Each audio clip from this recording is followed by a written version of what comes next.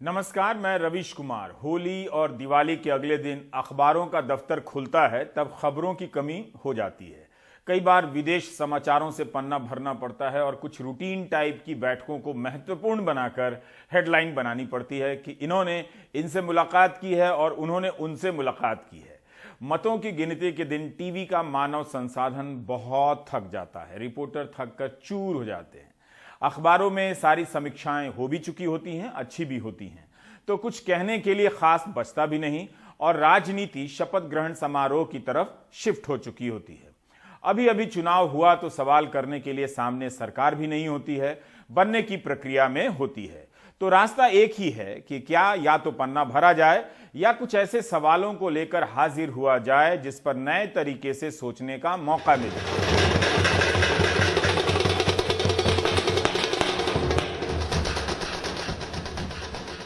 ऐसा नहीं है कि एकदम से मीडिया स्पेस में कंटेंट का खालीपन है, लेकिन कंटेंट उपलब्ध कराने में प्रधानमंत्री मोदी का कोई जवाब नहीं है। उनके होते कंटेंट का संकट हो ही नहीं सकता। वे अपने आप को खबर के रूप में उपस्थित करा देते हैं। प्रचंड जीत के अगले दिन अहमदाबाद में रोड शो करने लगे और विक्ट्री साइन बनाने लगे। उनके लिए सीरियल की तरह राजनीति का सेट हर जगह बना होता है। प्रधानमंत्री यूपी नाम की फिल्म के सेट से निकलकर गुजरात नाम की फिल्म के सेट पर पहुंच गए हैं। राजनीति में नेता को फिल्म के अभिनेता की तरह भी जीना पड़ता है, यह ध्यान रखते हुए कि कोई फिल्म फ्लॉप ना हो, वरना आगे फिल्म नहीं मिलेगी, और फ्लॉप हो जाए तो भी काम करते रहना है ताकि प्रीमियर में बुलाने का मौका मिलता रहे। यहां प्रधानमंत्री की सुरक्षा का कोई मुद्दा नहीं है। जीप को फूलों से सजाया गया है और खुली हुई जीप जनता के साथ साथ चल रही है। रास्तों को गुब्बारों से भर दिया गया है। उत्तर प्रदेश अपने आप में देश के भीतर एक देश है। 10 मार्च को जिन लोगों को पता चला कि बीजेपी साल भर और दिन रात चलने वाली चुनावी मशीन है, उनके लिए 11 मार्च को ही बता रहा हूं कि अगर इस तरह की कोई मशीन है तो ये उसका चलता फिरता वीडियो है जो देख रहे हैं। गुजरात में विधानसभा चुनावों की तैयारी शुरू हो गई है। दिव्य भास्कर अखबार की खबर है कि बीजेपी 59 विधायकों के टिकट काट देगी और जिनके कटेंगे उनमें पूर्व मुख्यमंत्री भी हैं, पूर्व उप मुख्यमंत्री भी हैं। दिव्य भास्कर में पूर्व मुख्यमंत्री विजय रूपाणी का बयान भी छपा है कि पार्टी कहेगी तो लड़ूंगा, ना बोलेगी तो नहीं लड़ूंगा। पार्टी बोलेगी कि दूसरों को जिताना है तो उनको जिताने के लिए काम करूंगा। अखबार ने इसे सूत्रों के हवाले से लिखा है, यह ध्यान में रखें, लेकिन रूपाणी का बयान भी है। समझा जा सकता है कि चुनाव का पहिया अब गुजरात में घूमने लगा है। विपक्षी दल ट्वीट भी नहीं कर पा रहे हैं और प्रधानमंत्री ने गुजरात की तैयारी शुरू कर दी है। लेकिन हमारी समस्या दूसरी है। हमारी समस्या यह है कि प्रचंड जनादेश के बाद अगले दिन या उसके आने वाले दिनों में पत्रकार क्या करे?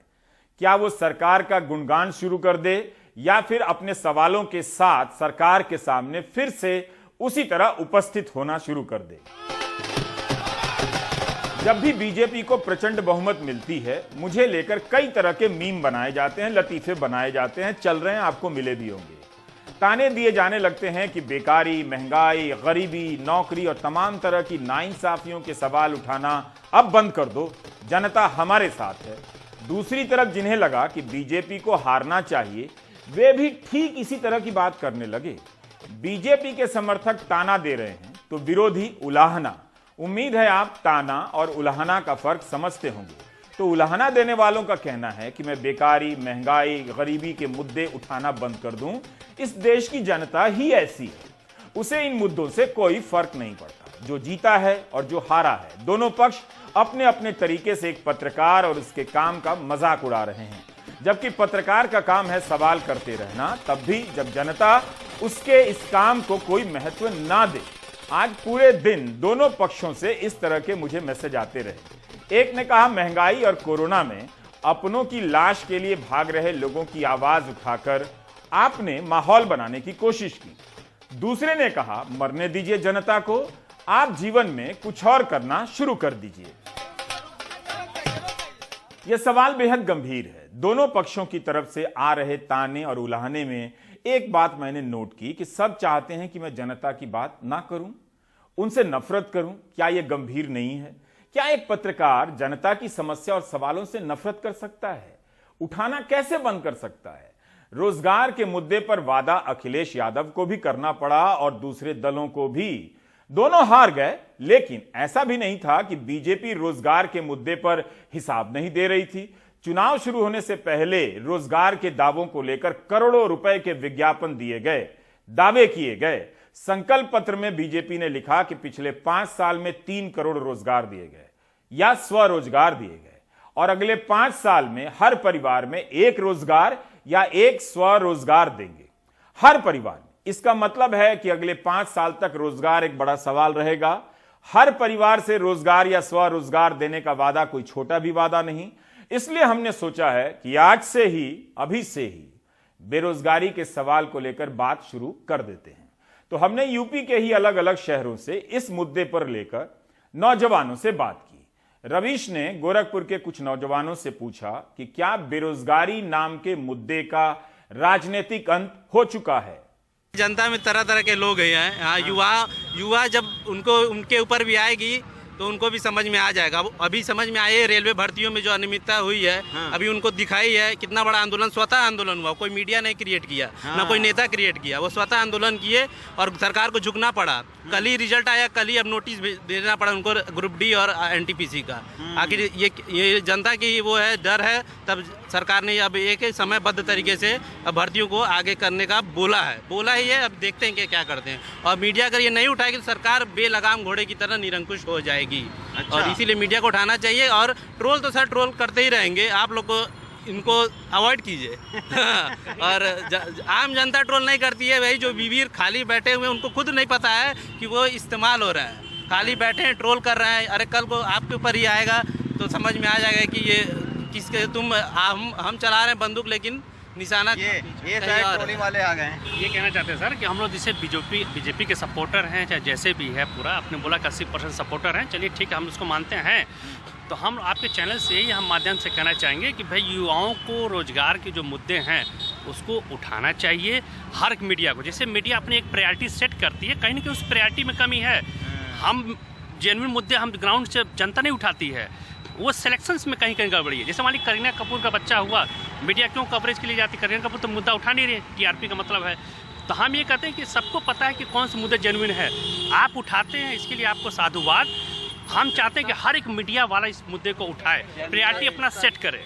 कोई भी बेरोजगार हो, सबसे पहले हमको लगता है कि एज ए स्टूडेंट, कोई भी स्टूडेंट है वो सबसे पहले एनडीटीवी को ही प्रीफर करता है। जो भी हैं समस्याएं रवीश सर ही उठाते हैं। निश्चित रूप से मुद्दे को उठाना चाहिए, क्योंकि मीडिया ही जनता की आवाज़ होती है। अच्छा। और अगर आप मुद्दे नहीं उठाएंगे, हाँ। तो कहीं ना कहीं सरकार की संवेदनशीलता समाप्त हो जाएगी और सरकार उस पर वो जो फैसले लेना चाह रही है वो नहीं ले पाएगी। और निश्चित रूप से इस बात को बीजेपी ने महसूस किया, इसलिए प्रत्येक घर में एक नौकरी की बात की है उन्होंने। आपकी भी जो चैनल है एनडीटीवी, उसको भी देखते हैं हम लोग, हाँ। और बाकी जो चैनल है वहाँ पे सर दिक्कत तो है कि सर वहाँ मुद्दे नहीं उठाए जाते हैं, हाँ। जो जमीनी स्तर के मुद्दे हैं युवाओं के, जानबूझ के मुद्दे क्रिएट किए जाते हैं। हाँ। और बेरोजगारी का मुद्दा हर उस चैनल को, हर उस पत्रकार को उठाना चाहिए जो इस लोकतंत्र का अपने आप को रक्षक मानता है। छात्रों की इन आवाजों को ध्यान से सुनेंगे तो पता चलेगा कि चुनाव खत्म हुआ है, रोजगार का सवाल खत्म नहीं हुआ। बीजेपी को मौका मिला है तो रोजगार के सवाल पर भी मिला है। रवीश को एक छात्र ने बताया कि योगी आदित्यनाथ ने पूर्वांचल में आकर हर घर में रोजगार देने की बात की, इसलिए करनी पड़ी क्योंकि यहां यह मुद्दा था और इस इलाके में पश्चिम की तुलना में ज्यादा गरीबी थी। अगर उत्तर प्रदेश के परिप्रेक्ष्य में देखा जाए तो पश्चिम उत्तर प्रदेश में बेरोजगारी कोई मुद्दा नहीं थी, वहाँ पे कानून व्यवस्था एक मुद्दा था जिसपे योगी सरकार वहाँ पे लीड कर गई। और रही बात, क्योंकि सबसे बड़ा कारण वहाँ क्या था कि वहाँ पे पूर्वांचल की अपेक्षा पश्चिम में संपन्नता ज़्यादा है, बड़े भूमि किसान थे, तो किसान आंदोलन ने थोड़ा सा प्रभाव वहाँ पे छोड़ा, जो बीजेपी को जो थोड़ी बहुत सीटों का नुकसान हुआ। जो रोजगार का जो मुद्दा था वो सबसे बड़ा मुद्दा पूर्वांचल बेल्ट में है, क्योंकि यहाँ पे गरीबी ज़्यादा है और लोग सरकारी नौकरी की तरफ ज़्यादा आकर्षित होते हैं। और इस वजह से जो है, तो आप देखेंगे कि पश्चिम उत्तर प्रदेश में जब उनका कैंपेन चल रहा था तो चाहे प्रधानमंत्री हो चाहे मुख्यमंत्री, उन्होंने कभी भी रोजगार पे बात ही नहीं की। इस बात को आप भी ग्राउंड पे हैं, देख ही रहे हैं। और जैसे पूर्वांचल पे जब शिफ्ट हुआ उनका कैंपेन, तो खुद मुख्यमंत्री ने कहा कि अब अगली बार जब सरकार में आएंगे तो घर घर एक घर पे एक नौकरी हम जरूर देंगे। तो कारण क्या था कि एक बहुत बड़ा मुद्दा है बेरोजगारी यहाँ पे। अच्छा। और उसने सरकार ने इसको भुलाने का प्रयास पूर्वांचल बेल्ट में किया, न कि पश्चिम में किया। नहीं, नौजवानों ने तो इसको मुद्दा उठाया, लेकिन इसमें ये कहना चाहूँगा कि कुछ चुनिंदा मीडिया चैनलों ने इस जेन्युइन मुद्दे को उठाया, जिसमें आप भी थे, लेकिन ये पूरा एक भव्य सपोर्ट नहीं मिल पाया इस जेन्युइन मुद्दे को। और कहीं न कहीं इसको हम लोग विपक्ष का फेलियर भी मान सकते हैं कि वो एक बैग क्या हुआ कि कोरोना काल के बाद जगी और तुरंत सीट को पाने के लिए बस उतावली दिखी। जनता के जेन्युइन और व्यक्तिगत मुद्दों से रिलेटेड उनका कोई नाता नहीं था। जितना लोग बताते थे कि महंगाई और बेरोजगारी एक मुद्दा है, तो जमीन पर ये मुद्दा नहीं था कहीं ना कहीं, तभी इतनी बड़ी जीत मिली है। ऐसा नहीं है, रोजगार और महंगाई मुद्दा तो था ही। युवाओं के पास विकल्प कम थे। युवाओं ने 12 और 2012-17 के बीच अखिलेश सरकार को भी देखा था। रोजगार तो मिलते थे, लेकिन बहुत ही फेयर चांस उनको नहीं मिलता था। होता था कि सीट बिक गई या वे वगैरह। रोजगार तो हमेशा से मुद्दा रहेगा। बीजेपी सरकार में ये है कि अब जनता ने इनको अगर इस बार जिताया है तो ये ना समझें कि रोजगार और महंगाई मुद्दा नहीं है। इनको एक चांस दिया गया है, 2 साल का चांस है। अगर ये रोजगार और महंगाई के मुद्दे को सॉल्व नहीं करते हैं तो 2024 में जनता इनको हटा देगी। बेरोजगारी एक मुद्दा तो है और हर सरकारों में रहा है। और रही बात भाजपा की, तो सर भाजपा ने रोजगार दिया भी है और कहीं कहीं किसी विभागों में रोजगार नहीं मिला है, जिससे बच्चे जो है असंतुष्ट हैं। और हम लोग चाहते हैं कि इस बार जो मौका मिला है भाजपा को 5 साल के लिए, उसमें जो है जो बेरोजगारी का मुद्दा है वो हल हो, जो अभी तक नहीं हल हो पाया। पिछला साल जो आपका कार्यकाल गया, उसमें चलिए कि ठीक है, सरकार को काम करने के 3 साल का वक्त मिला, जिसकी वजह से बेरोजगारी का मुद्दा क्यों नहीं हाईलाइट हो पाया? क्योंकि 2 साल जो काम था वो पूरा शुद्ध रूप से देखा जाए तो प्राकृतिक आपदा थी। बीजेपी को वोट देने का सबसे बड़ा कारण क्या था कि 2012 से जो 17 में श्री अखिलेश यादव जी का जो सरकार था, पारदर्शिता के अभाव में जो भर्तियों में गड़बड़ियाँ देखी गई। अब जो उम्मीद थी, इस वजह से अखिलेश की तरफ वोट इसलिए नहीं गया क्योंकि युवाओं ने ये माना कि अगर फिर आएंगे तो वो सिस्टम चालू होगा। और इनमें है कि थोड़ी पारदर्शिता देखने को मिली। बेरोजगारों में भाजपा के भी उतने ही समर्थक हैं। कुछ का सब्र टूट गया तो कुछ एक और मौका देना चाहते थे। एक छात्र ने कहा कि कोरोना के कारण 2 साल काम करने का मौका नहीं मिला, इसलिए एक और मौका दिया है। लेकिन रोजगार का सवाल नहीं भूले हैं। चुनाव शुरू होने से पहले रेलवे की परीक्षा को लेकर छात्रों ने बिहार और यूपी में बड़ा आंदोलन शुरू किया। उस आंदोलन से नाराजगी का पता चला तो बीजेपी ने उसे मैनेज भी किया, जवाब भी दिया। आप याद करेंगे कि सुशील मोदी और रेल मंत्री किस तरह उस समय सक्रिय हो गए थे। जनवरी महीने में लौट कर देखिए, दूसरे हफ्ते में रेलवे की परीक्षा का रिजल्ट निकला। उसके बाद उम्मीदवार इस बात को लेकर सवाल करने लगे कि जो रिजल्ट निकला है वो भर्ती की संख्या से 20 गुना ज्यादा नहीं है, जबकि रेलवे बोर्ड ने कहा 20 गुना ही है। छात्रों ने अपनी तरफ से डेटा उपलब्ध कराया, ट्विटर पर ट्रेंड कराया, मीडिया ने कवर नहीं किया। जब छात्र सड़क पर उतरे तब जाकर सबका ध्यान गया और कुछ ही मीडिया ने कवर किया। चूंकि चुनाव था इसलिए सरकार भी सतर्क हो गई। छात्रों की मांगों पर विचार करने के लिए हाई पावर कमेटी बनी। 5 मार्च को रेल मंत्री का ट्वीट है कि कमेटी के सामने 3 लाख सुझाव आए। क्या यह छोटी समस्या का प्रमाण है? 10 मार्च को सुशील मोदी ने रेल मंत्री को धन्यवाद दिया, कहा सभी मांगे मान ली गई हैं। इसके जवाब में रेल मंत्री का एक ट्वीट है, छात्र हित राष्ट्र हित। क्या यह कोई छोटी समस्या थी? क्या इसका कवरेज कर छात्रों की बातों को सामने लाकर हमने कोई गलती की? जो एनटीपीसी के परीक्षार्थियों की मांग थी कि 20 गुना रिजल्ट प्रकाशित किया जाए, एक छात्र एक रिजल्ट, उसको स्वीकार करते हुए बहुत शीघ्र यानी अप्रैल के प्रथम या द्वितीय सप्ताह तक जो बचे हुए परिणामों घोषित कर दिए जाएंगे। उसी प्रकार ग्रुप डी की 2 के बजाय 1 परीक्षा होगी। ग्रुप डी के छात्रों की जो अन्य मांग थी कि जो मेडिकल जो स्टैंडर्ड है वो पहले के समान बरकरार रखा जाए और ईडब्ल्यूएस सर्टिफिकेट जो है वो किसी भी समय अगर प्राप्त किया गया हो तो वह भी स्वीकार किया जाए। तो आपकी इन तमाम मांगों को उन्होंने स्वीकार कर लिया है। और साथ ही श्री अश्विनी वैष्णव जी ने यह भी कहा है कि जो नॉर्मलाइजेशन के कारण जो लड़कों को भ्रम हो रहा था उसके अंदर भी काफी सुधार किया गया है। तो मैं सभी छात्रों को धन्यवाद देना चाहूंगा जिन लोगों ने इस मांग को उठाया। राजनीति अपने रास्ते चलती रहेगी। चुनाव कैसे जीता जाता है इससे जुड़ी अगर 100 जानकारियां हैं तो पत्रकार और जनता को केवल 3 से 4 जानकारियों का पता चलता है। इलाहाबाद में हमारे सहयोगी नितिन ने छात्रों से इन्हीं सब सवालों को लेकर पूछा कि क्या रोजगार का मुद्दा मर गया है। इसकी बात करने पर लोग मजाक उड़ाएंगे। अगर आपका डिप्टी सीएम हारते हैं तो इसका मतलब कहीं ना कहीं लोग प्रभावित हुए हैं। वो अपनी बेस्ट शॉट, कोई भी अपना बेस्ट शॉट देता है सर, जब यहाँ मतलब अगर उसके लेजिस्लेशन की बात आती है तो उन्होंने अपना बेस्ट शॉट देने के लिए वो अपने अपने बेसिक जगह पे गए थे, गृह जनपद पे गए थे, और वहाँ पे भी उनको हारना पड़ा। योगी आदित्यनाथ जी का तो कोई बात ही नहीं है, लेकिन उसके बाद भी बहुत ऐसी सीटें हैं जहाँ पे फंसते हुए दिखे हैं लोग। तो ये दिक्कत, ऐसा नहीं सर बेरोजगारी नहीं थी, बेरोजगारी थी, हाँ सर ये है कि पिछले, और सर ये भी है कुछ मुद्दे ऐसे होते हैं जो क्या होता है कि लोगों के पास पहुंच नहीं पाता है।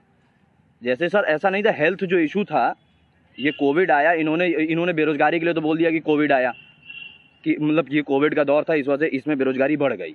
लेकिन सर उसी समय ये भी तो हुआ कि सर जो हमारा हेल्थ इंफ्रास्ट्रक्चर था वो भी पूरी तरह से ध्वस्त था, लेकिन उसके लिए कुछ नहीं हुआ, और लोगों ने भी उस पर नहीं दिया, क्योंकि लोगों को मतलब राशन एक फ्री में मिल गया। वो बता रहे हैं फ्री है, फ्री सर कुछ नहीं होता है हमारे यहाँ, फ्री में कोई किसी को कुछ नहीं देता है। वो कहीं ना कहीं बजट में आप देखेंगे तो बजट में कहीं ना कहीं आएगा। नहीं, ये तो बिल्कुल गलत होगा, क्योंकि प्रेस की आज़ादी है, मतलब ये स्वतंत्र है, ये क्वेश्चन करेंगे तभी गवर्नमेंट उस पर ध्यान देगी। और रही बात, ये जनता की आवाज़ उठाते रहना चाहिए, नतमस्तक होने वाली कोई बात इसमें नहीं होती है। और रही बात, अगर जनता ने एक बार फिर से भरोसा किया है तो उम्मीद है कि ये फिर से वो कामयाब होंगे अपना मतलब भरोसा कायम रखने में, और ज़रूर बच्चों पे ध्यान देंगे, जो वैकेंसियाँ फंसी हुई हैं उस पर ध्यान देंगे, या सेंट्रल गवर्नमेंट की हो या स्टेट गवर्नमेंट की हो। जैसे सेंट्रल गवर्नमेंट में आर्मी की वैकेंसी हुई, आर्मी काफ़ी मतलब गांव में तो काफ़ी बच्चे हैं, शहर में तो ये ठीक है कि रेलवे के लिए, एयरफोर्स के लिए, लेकिन गांव में जो है कि आर्मी के लिए काफ़ी बच्चे तैयारी कर रहे हैं। वो काफ़ी 2 साल 3 साल से, लगभग 2 साल से ऊपर हो गया, आर्मी की वैकेंसी नहीं आई है। तो इस वजह से भी काफ़ी बेरोज़गारी का लेवल भी बढ़ रहा है, और जो बच्चे तैयारी कर रहे हैं कहीं ना कहीं अगर वो जॉब नहीं पाते हैं तो वो गलत रास्ता चुनने के लिए मजबूर हो जाते हैं। और ये ना मतलब गवर्नमेंट से ये गुजारिश रहेगी, ये उम्मीद किया जाएगा कि बच्चे ऐसा मतलब कोई कदम ना उठाएं कि जिससे उनका भविष्य खतरे में पड़े। मीडिया को अपना काम करना चाहिए, और ऐसा नहीं है कि मतलब सरकार पे उस पर बोल रही है, मीडिया अपना काम करना चाहिए, और मीडिया हम लोग का आईना दिखा सकती है। ऐसा नहीं है, बेरोजगारी जैसे आ रही है, लोगों पे कितना क्या किया जाए ये केवल मीडिया ही दिखा सकती है।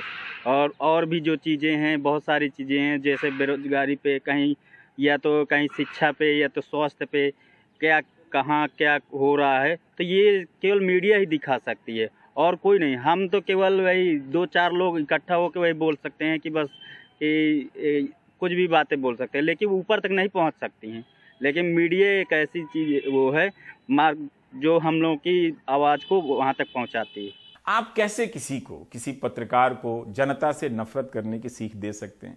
अगर आप किसी की जीत के बाद जनता से नफरत करते हैं तो समस्या आप में है, मुझ में नहीं। इसलिए 10 मार्च को जब बीजेपी को प्रचंड बहुमत की प्राप्ति हुई तो उसके अगले दिन मैं प्राइम टाइम कर रहा हूं, जिस तरह प्राइम मिनिस्टर अगले दिन अहमदाबाद में अपनी राजनीति को लेकर काम करने चले गए।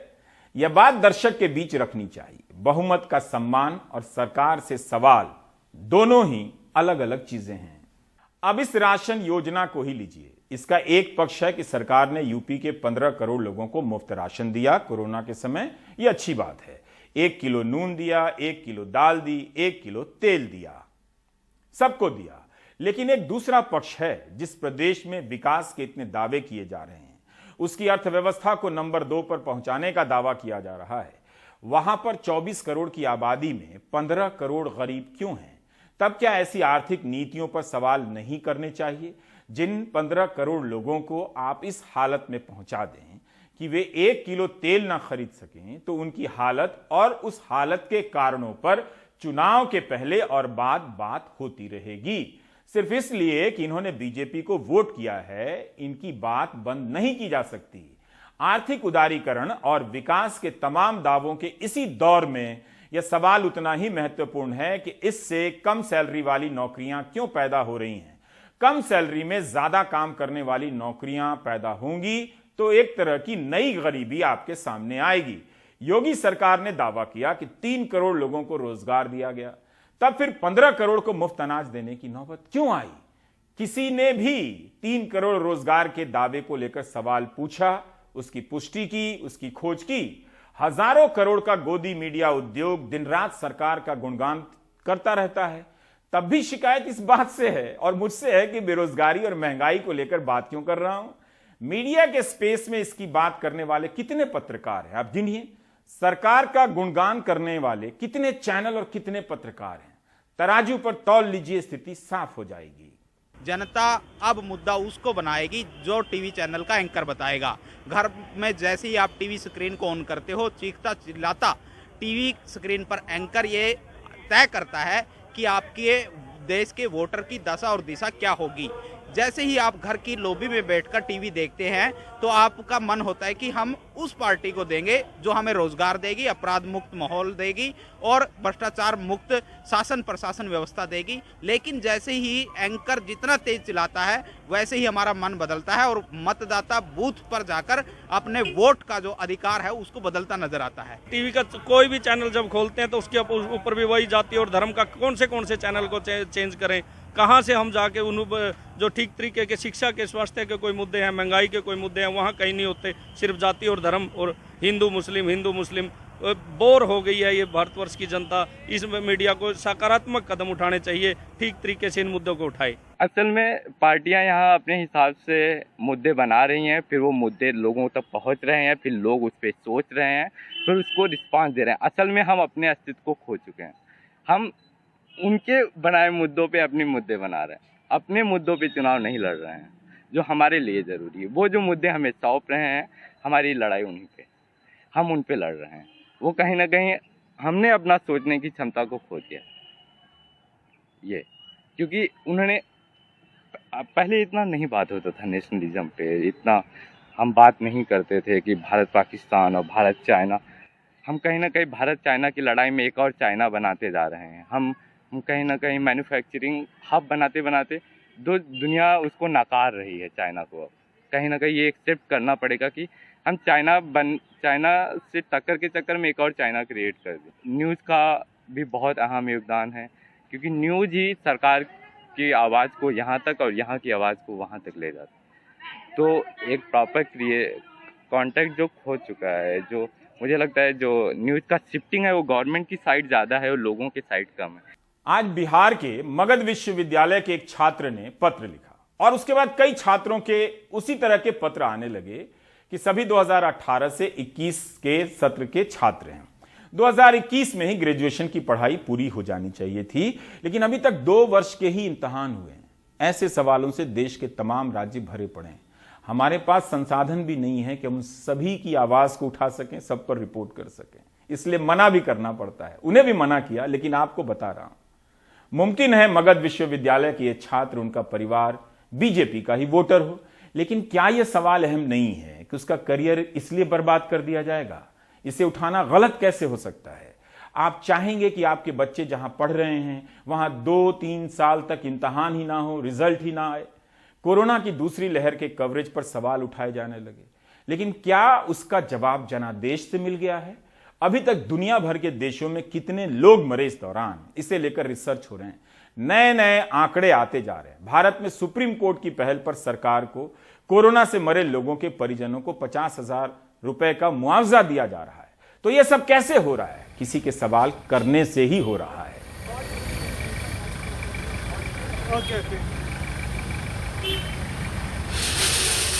आज ही लैंसेट का अध्ययन आया है कि 2020 और 2021 में कोविड से मरने वालों की संख्या जितनी रिपोर्ट हुई है उससे 3 गुना अधिक लोगों की मौत हुई है। 191 देशों में सरकारी आंकड़ों से ज्यादा लोग मरे हैं। भारत के बारे में लैंसेट का अध्ययन है कि 8 गुना ज्यादा सरकारी आंकड़ों की तुलना में यहां मौत हुई है, यानी 8 लोग मरे हैं और दर्ज किया गया है 1। भारत का मीडिया जनादेश का बहाना बनाकर ऐसे सवालों की तफ्तीश नहीं करता है, डरपोक हो गया है। जनादेश के बाद जानना बंद नहीं हो सकता। लैंसेट के अध्ययन के अनुसार भारत में कोविड की पहली और दूसरी लहर में मरने वालों की संख्या 40 लाख से अधिक हो सकती है, जबकि आधिकारिक आंकड़ों के अनुसार भारत में कोविड से 4,89,000 लोगों की ही मौत हुई है। सरकारी आंकड़ों के अनुसार 1 लाख की आबादी पर 18 से अधिक की मौत हुई, लेकिन लैंसेट का अनुमान है कि 1 लाख की आबादी पर मरने वालों की संख्या 152 से अधिक हुई। सरकार इन आंकड़ों का खंडन करती है, लेकिन एक रिपोर्ट तो आ रही है जिससे हमें दोनों पक्षों को समझने का मौका मिलता है।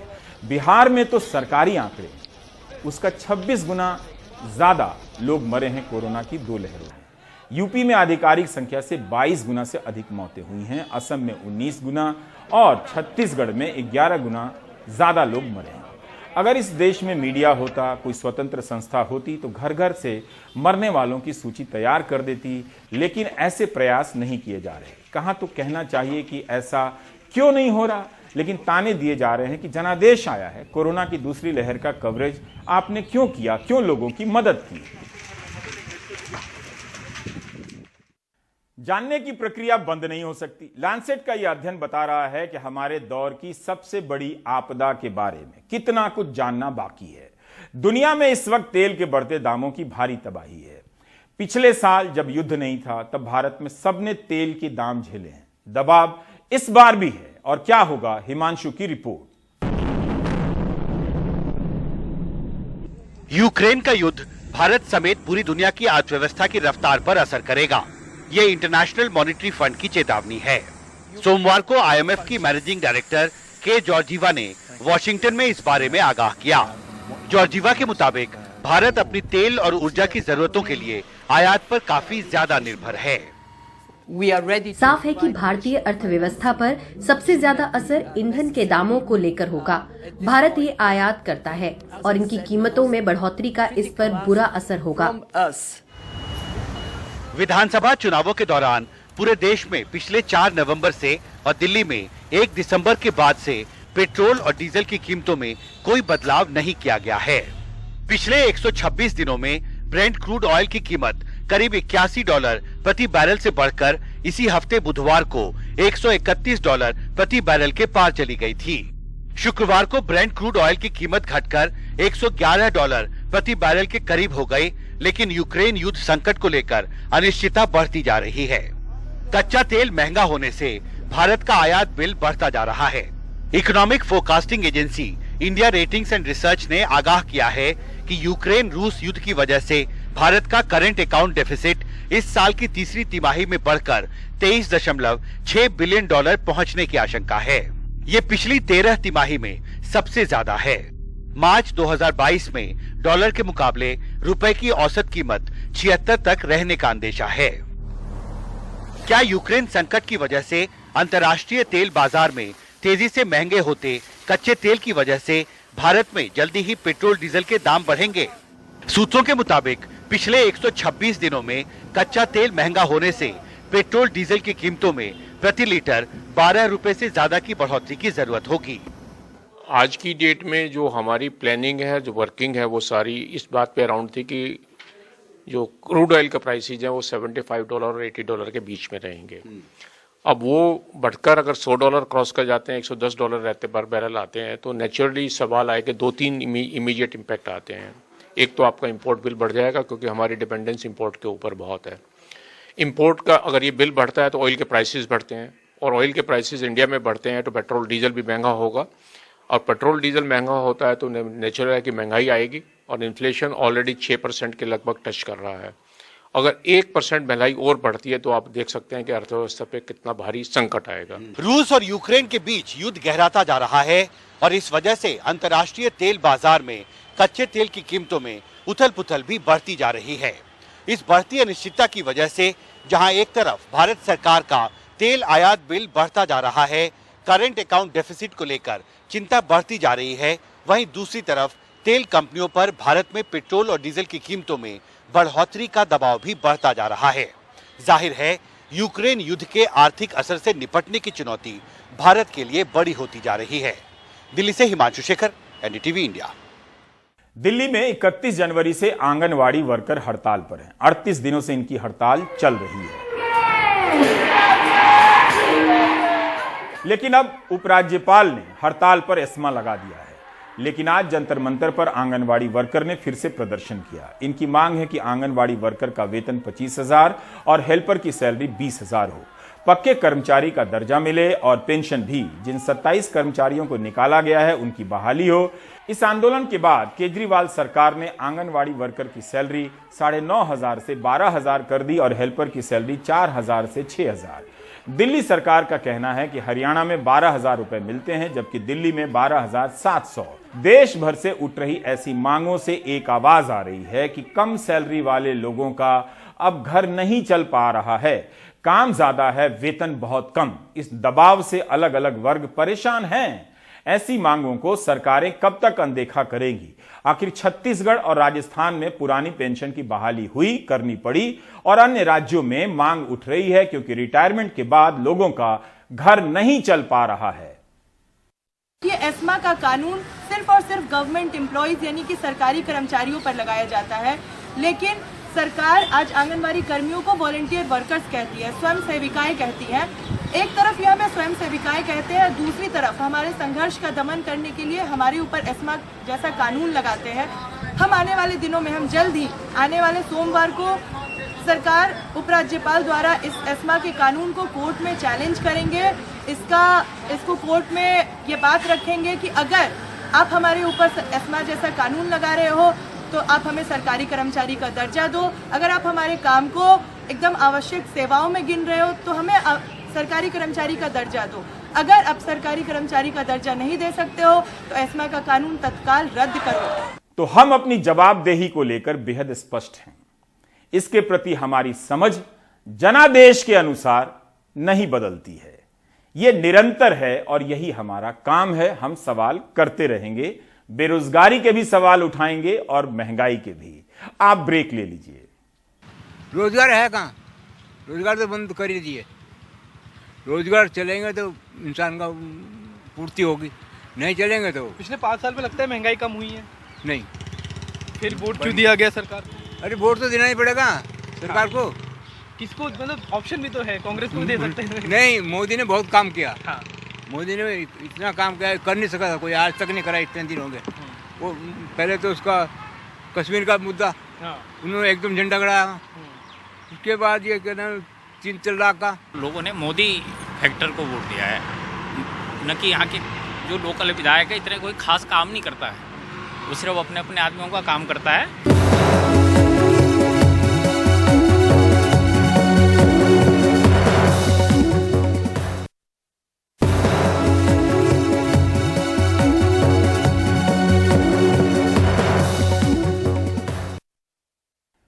पंजाब में आम आदमी पार्टी की सरकार 16 मार्च के दिन शपथ लेगी, लेकिन उससे पहले 13 मार्च को अमृतसर में एक रोड शो होगा जिसमें दिल्ली के मुख्यमंत्री अरविंद केजरीवाल और पंजाब के होने वाले मुख्यमंत्री भगवंत सिंह मान हिस्सा लेंगे। शरद शर्मा ने पंजाब के कुछ ऐसे उम्मीदवारों से बात की है जिनकी कोई राजनीतिक पृष्ठभूमि नहीं है, मगर उन्होंने बड़े बड़े नेताओं को हरा दिया। मेरे साथ जो ये शख्स खड़े हैं ये पंजाब के कोई आम आदमी ही लगते हैं। 35 साल के शख्स हैं, इनका नाम है लाभ सिंह उगोके। लेकिन ये दिख रहे हैं केवल साधारण, लेकिन आज पंजाब ही नहीं देश ही नहीं बल्कि दुनिया में इनकी चर्चा हो रही है। लाभ सिंह उगोके जो कि इनकी मोबाइल शॉप रिपेयर की दुकान हुआ करती थी। इनके पिताजी ड्राइवर हैं और माताजी सफाई कर्मी। लेकिन इस बंदे ने, इस 35 साल के बंदे ने, लाभ सिंह उगोके ने पंजाब के मुख्यमंत्री चरणजीत सिंह चन्नी को भदौड़ में 37,000 से ज़्यादा वोटों से चुनाव हरा दिया है। सबसे पहले आपने मुख्यमंत्री हारिया, आपको लगता था वाकई ये हो जाएगा, संभव है? देखिए, हारना तो उनका संभव था। हाँ। लेकिन जो लोगों ने लीड दी है वो हमने कभी इमेजिन नहीं किया था कि इतनी होगी। हाँ। तो जो हारना तो तय था जी उनका यहाँ से, क्योंकि भदौड़ का इतिहास है जी। हाँ। कि ये हमेशा आम लोगों को चुनता है, इनकलाबी सोच के वोटर हैं हमारे। हाँ। जब पहली इलेक्शन हुई थी तब से लेकर आज तक इन्होंने हमेशा अच्छे लोगों को चुनने की कोशिश की है। ठीक है।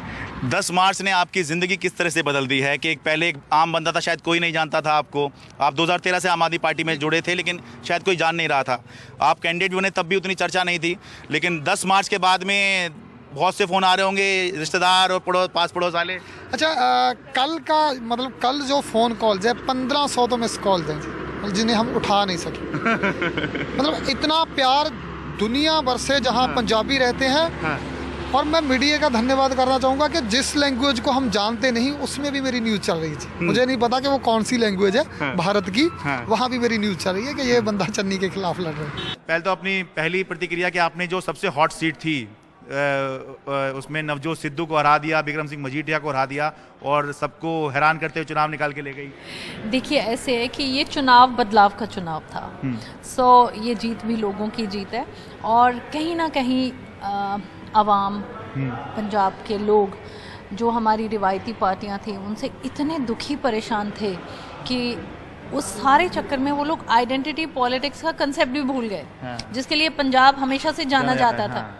और मैंने जब लोगों के पास डोर टू डोर करते हुए जाना शुरू किया, फर्स्ट रिएक्शन वाज मैम आप तो अब आए हैं, हमने तो 6 महीने पहले ही मन बना लिया था कि हम वोट आम आदमी पार्टी को डालेंगे। जब मैं चुनाव के दौरान भी आपसे मिला था तो मैंने आपसे कहा था कि इनका गढ़ है कैप्टन साहब का और कितने सालों से वैसे भी मतलब महाराजा पटियाला वो जाने जाते हैं, लेकिन कितने ही सालों से ये सीट जो है उनके परिवार के पास है। तो आपको क्यों लगता है कि आप जीत सकते हैं? लेकिन तो चुनाव के दौरान जो है आप अब तो जीत लिया आपने, चुनाव के दौरान वाकई में आपको लग रहा था, सच बात थी ये? बिल्कुल जी बिल्कुल, I was very sure from the very onset. मेरे को पूरा यकीन था क्योंकि जैसे मैंने पहले भी बोला कि 2 वजह थी। लोगों के मन में इनके खिलाफ बहुत रोष था सर। पटियाला डिस्ट्रिक्ट जो है वो पिछले 5 साल में इतना बदनाम हो गया था, लोग थक चुके थे, हार चुके थे और उनके अंदर बहुत गुस्सा था। दूसरी तरफ जो दूसरी वजह थी वो थी केजरीवाल साहब की जो दिल्ली में मॉडल ऑफ गवर्नेंस था उसमें विश्वास। जो लंबी अभी तक जो है सरदार प्रकाश सिंह बादल के नाम से जाना था, अब वो आपके नाम से जाना जाएगा? ਉਹ ਤਾਂ ਤੁਹਾਡੀ ਮਰਜ਼ੀ ਹੈ, ਲੋਕਾਂ ਦੀ ਮਰਜ਼ੀ ਹੈ। ਲੋਕਾਂ ਨੇ ਕਿਹਾ ਇੱਕ ਵਾਰੀ ਪ੍ਰਕਾਸ਼ ਸਿੰਘ ਬਾਦਲ ਨੂੰ ਵਿਧਾਨ ਸਭਾ ਵਿੱਚੋਂ ਰੋਕ ਦਿੱਤਾ ਤੇ ਗੁਰਮੀਤ ਸਿੰਘ ਖੁੱਡੀਆਂ ਨੂੰ ਤੋੜ ਦਿੱਤਾ। तो अब मुलाकात होगी लंबी छुट्टी के बाद। अपना ख्याल रखिए, देखते रहिए प्राइम टाइम।